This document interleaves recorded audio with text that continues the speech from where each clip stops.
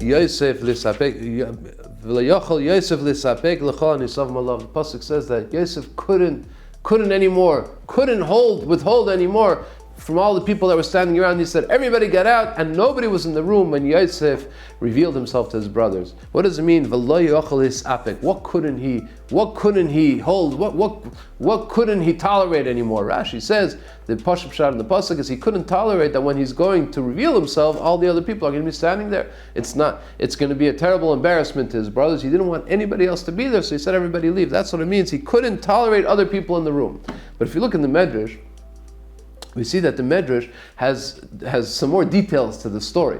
And we all know the Medrash, famous Medrash, that says that when Yehuda realized that Yosef was not giving back Binyamin, Yehuda started planning a military assault on Egypt. He said, 3 brothers are going to go this way, 3 brothers this way. He started military tactics, and Yosef understood it. He was saying in Lashon Kodesh, Yosef very well understood what was going on. He realized that it was serious. And he couldn't tolerate this anymore. In other words, he couldn't wait.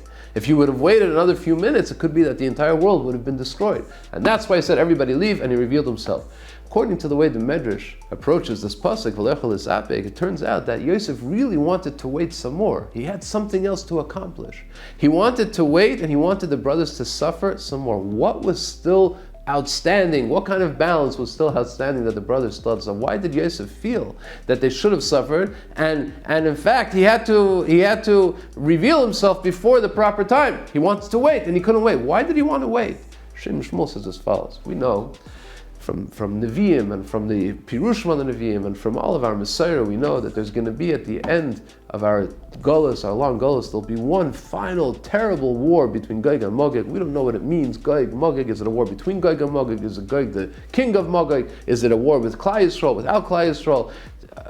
We don't really know exactly how it's going to turn out, but we know it's going to be terrible. Something terrible is going to happen at the end. Mashiach ben Yosef is going to get killed in that war, and only after that Mashiach ben David is going to come. Why is that?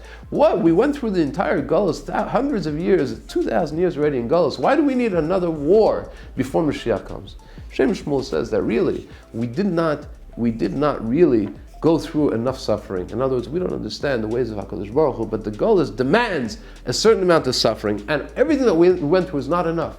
We need one more final punch. But why couldn't Hashem do it throughout the Golus? Because if it would have happened at any other time during the Golus, Chas v'Shalom, Klai Yisrael would have been completely lost. It would have been too much.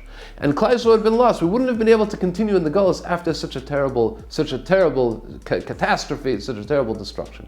All the way at the end, when we're all finished and all is left, there's a little bit that HaKadosh Baruch Hu is going to bring this terrible, tragic war of Gog and Magog, the death of Mashiach, and right away he'll bring Mashiach before we have a chance to get lost. That's how the Shem Shmuel explains. This is his Mahalach. He says this is our Messiah. That's what's going to happen. Yosef Tzaddik had a similar thought about what was happening here with the Mechiras Yosef. It was a terrible Avera, and it needed a kapara. And the brothers had to go through suffering in order to be mechaper. And Yosef understood with his Ruach HaKodesh that it wasn't finished yet. And in fact, we know that it's so, because the Medrash teaches, and we say this in Yom Kippur and on Tisha B'Av, that the Asara Erugei Malchus was a result of the Mechiras Yosef. Didn't they go through enough? No, obviously they didn't. And this is what Yosef realized, that he had to. When Yehuda realized that Binyamin wasn't coming back, he would have wallowed. He would have lived with this terrible suffering a little bit longer, and the brothers would have realized they have nothing to go back to Yaakov for. Yehuda promised Yaakov upon the threat of losing his Eilam Haba, as Rashi brings in the previous parsha, he's going to lose everything. He had to live with that total loss for a little bit longer, and then there would have been a total kapara. Shem Shmuel says even more than that. Perhaps Yosef was trying to accomplish that all the suffering of Klai Yisrael should be accomplished now, and there wouldn't have to be a Mechemes Gog and Magog. There wouldn't have to be the death of Mashiach ben Yosef. It could have all been accomplished here with another. But he couldn't do it. He couldn't do it. Why? Because Yehuda had already planned to destroy the entire Mitzrayim, and that's why he had to reveal himself before the proper time. Shem Shmuel adds, beautiful point. He says he has a Messiah from the big Rebbes. Doesn't say from who. Maybe from his father, the great Avnei Nezer. Maybe from the Kotzker. Maybe from the Ger Rebbes. He says we have a Messiah that even though it says in the Nevi'im that there's going to be a war between of Gog and Magog, the war of Gog and Magog, and we know from our Messiah that it's a terrible, terrible tragedy that's going to happen. It could be that it won't happen.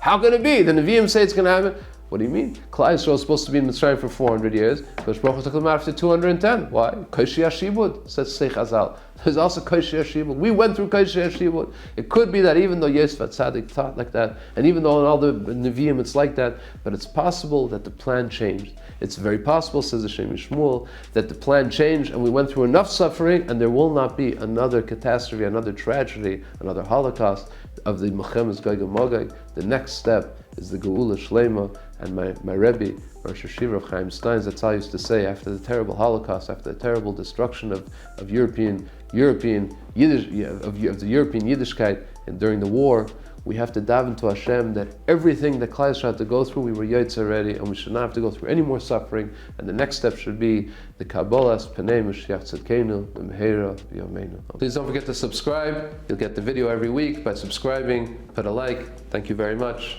Good Shabbos.